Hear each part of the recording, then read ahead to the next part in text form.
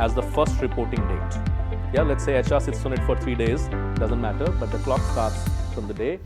Safe environment, healthy, eco. You know, we get so many diverse opinions, but let's hear them one by one. Yes.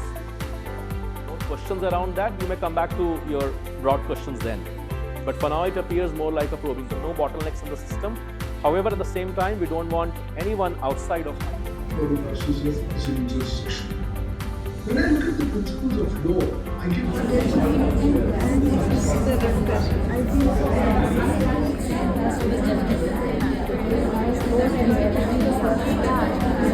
Listen, word itself is in the SheBox is wrong because chairperson, the nomenclature is not correct as well. I think state rules, I mean, rules are of course centric. The state-wise SOPs are there, like Karnataka came up with the, SOPs. It was totally posh, 100% it was posh, but there was no posh regulations that we got in that office was we were still doing the inquiry. So it was tough, very.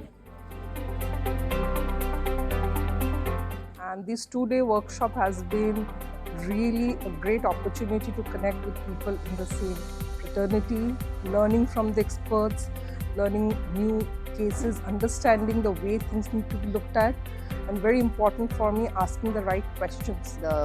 The whole experience got more enriched on day 2 when we actually did the experiential learning through role plays, through simulation exercise, through case studies, and the application of the knowledge we had on both the days, day 1 and day 2. Session has been very focused on capacity building of not just people like me who are from the legal profession, but from various fields who could be probable or are already existing members of the IC. So every aspect of being an investigator, the soft as well as the technical part, has been covered very well.